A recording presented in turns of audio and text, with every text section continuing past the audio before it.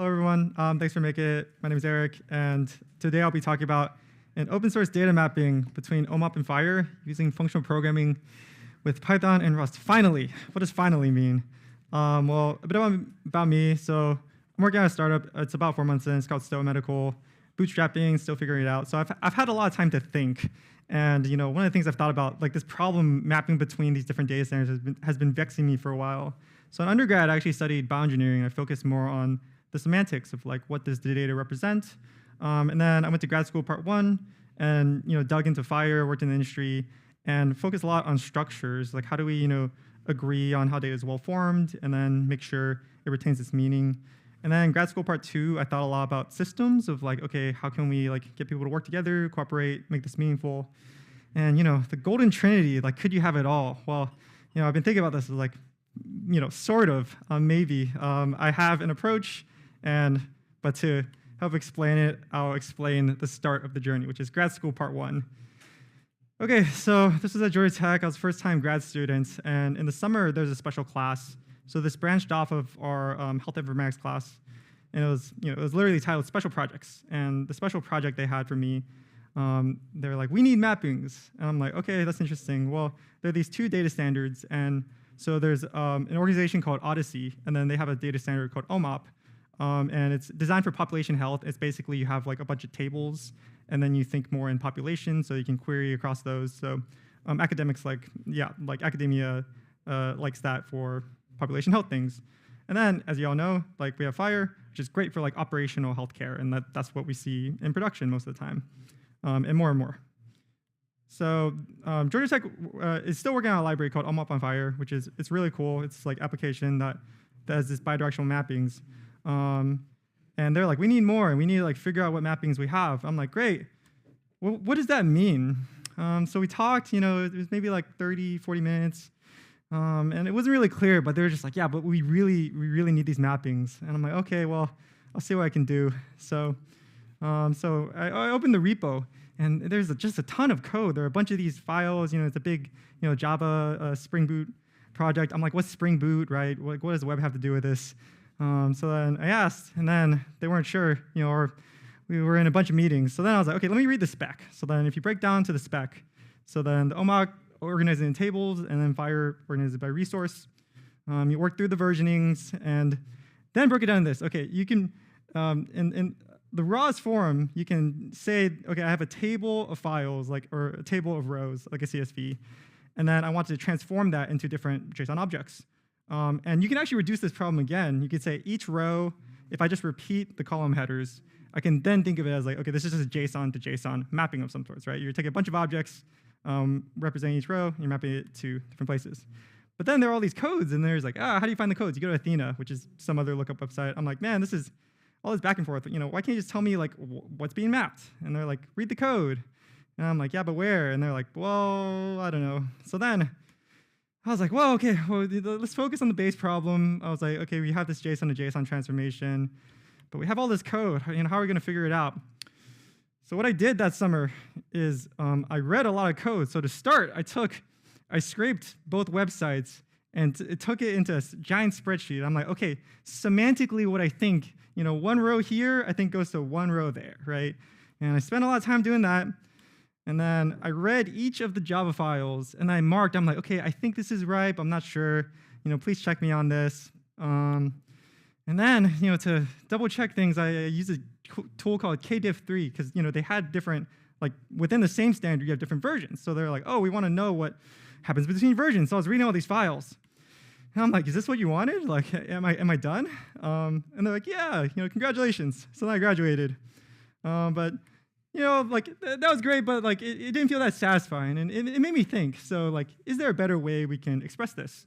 So at the time, I read up about a programming language called Lisp. It was like one of the original kind of functional programming languages. I'm not very good at it, but the idea is like everything is like a set of tuples. So like the first thing is like a function or operation of some sort, and everything else is like a parameter to it.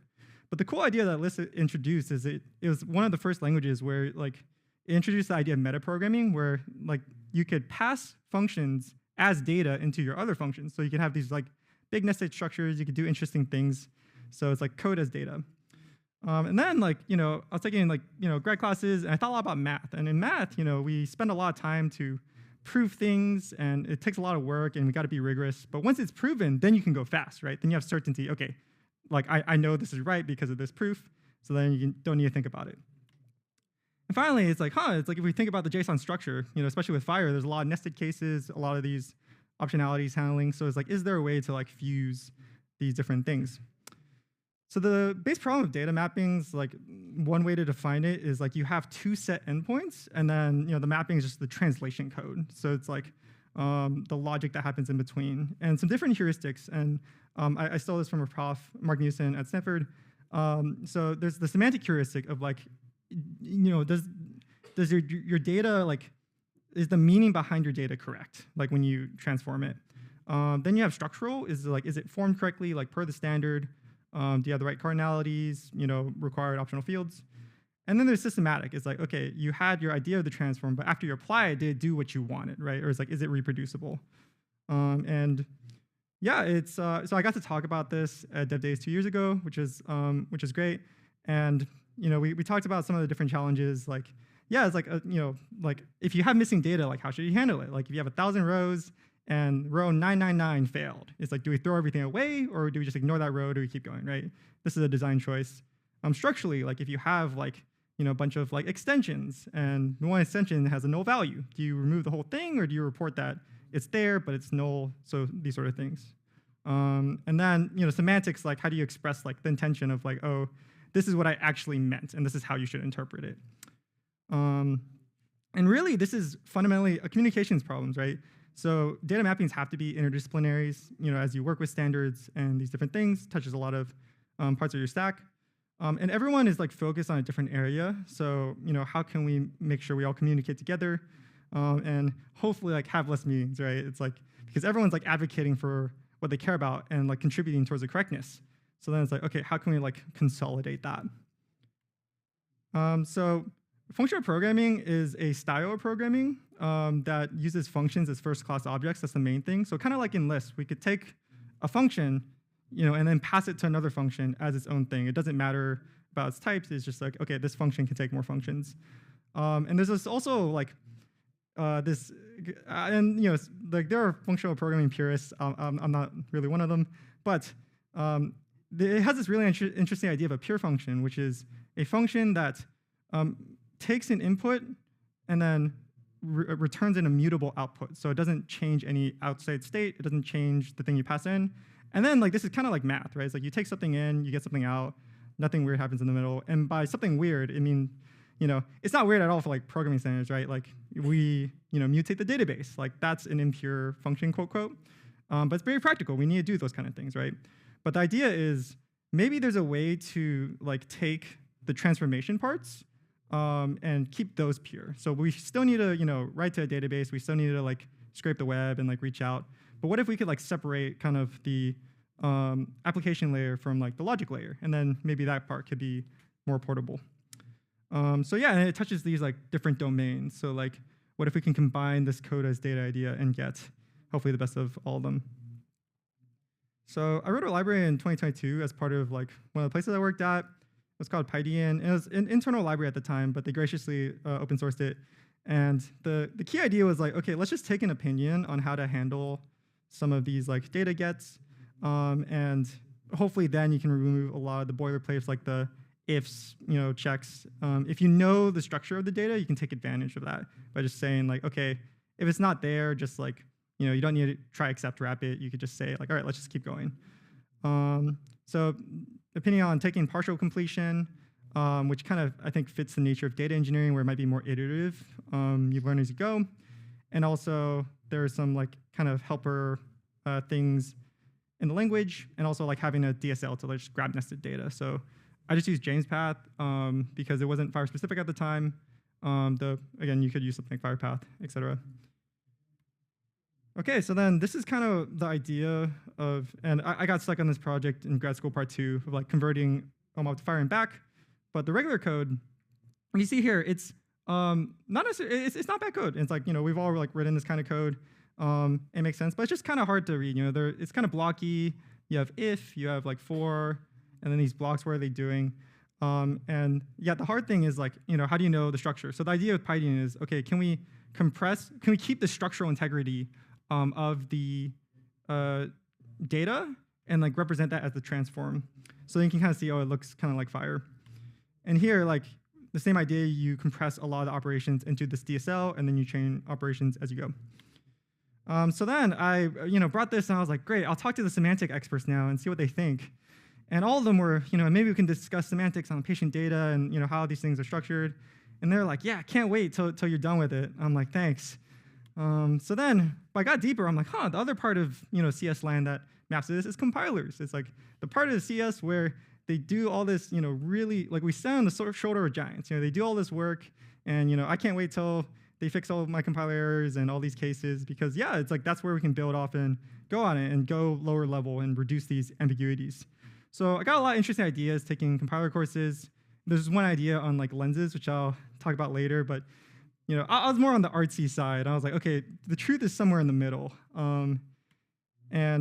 But yeah, and then through these classes, I explored more ideas on like, well, even if everything's well formed, like getting it to run and having that be consistent is hard in itself. So I thought about like validation, and it's like, how do you like organize that in the bundle? So all these things are design choices, and they're ones we're repeating, and they're necessary. But I'm like, okay, if this really has to be shareable, then maybe like each one of these, like, we need to be able to take a stance and also say, is there options for modularity? Okay, so what happened next? Well, I saved all my hardest classes for last, so I had to get past that. And then, DevDays came up. It's like, let's do it. Then I was doing startup stuff, and then the last 2 weeks I was like, oh man, I said I'd get this talk, and now I gotta push code. So I pushed all the code. I frantically drew stuff on a whiteboard, and fortunately, I was able to scope it down. And the things in like hard bold are things that already existed, thank God. So, but the idea was like, okay, we need to take like two like data endpoints that are semantically the same, but structurally different, and then write these different transforms, and then I'll rewrite chidian and include some Rust in it and see where it goes. Okay, so we need to test the data, have a framework, what we want.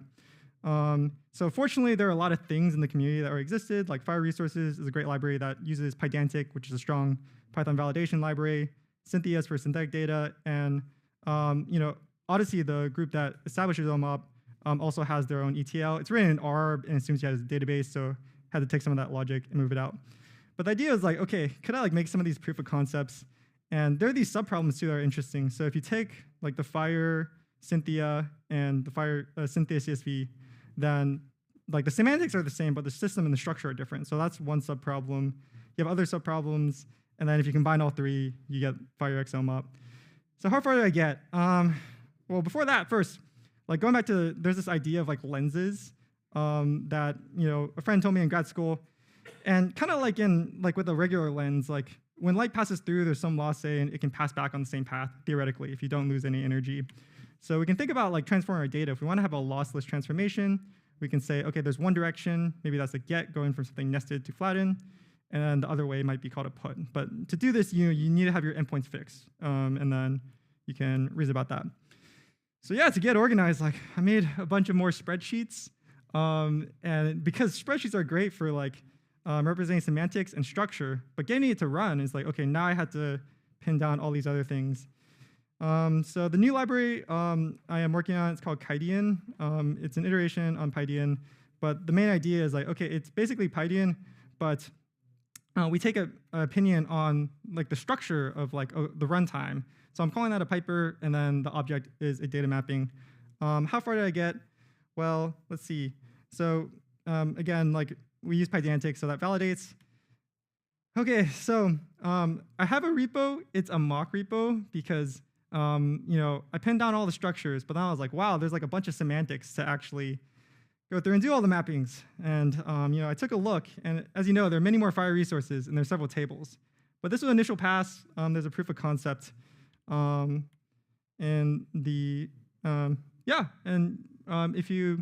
I guess what's next is it done? Not really. I'll still be working on it, but definitely interested to hear people's approaches. And yeah, if you're working on this kind of thing, would love to chat too. And yeah, thank you for your time.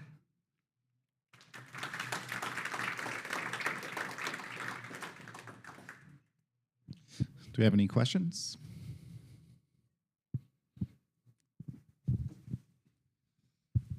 So you mentioned spreadsheets and that some medical experts are checking if the mappings are right.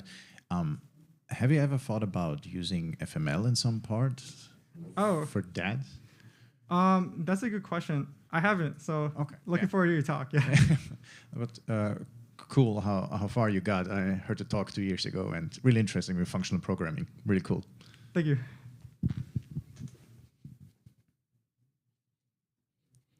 Anybody else? Yeah, maybe. Any specific thing that you did for maybe terminology translation? Yes. For that's a good question. So like, I'm still thinking through this, but like the idea I had was like define a like lookup dictionary. I'm calling it a lexicon, but like basically the idea is like, yeah, I don't have it here, but it'd be a dictionary that maps everything to like one-to-one. So like, for example, if you have like an OMOP, like the gender code for male is like 8507 or something.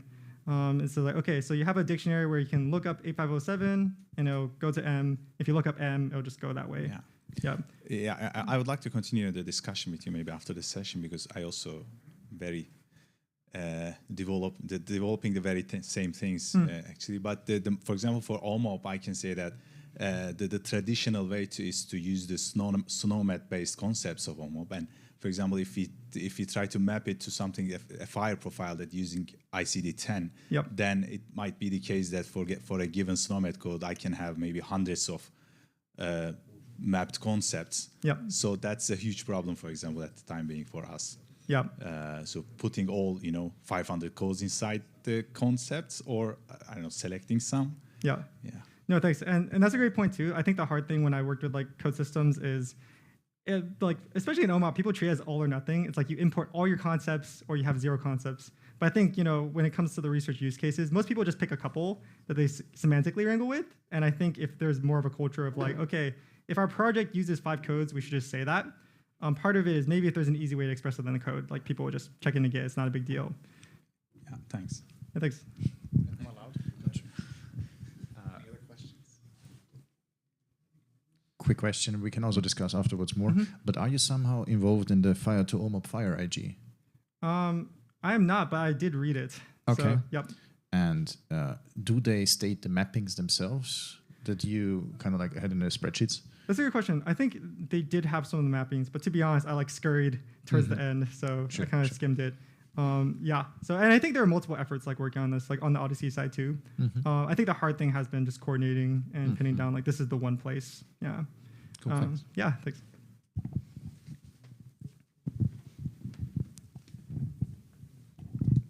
Thanks, Eric. This is great work.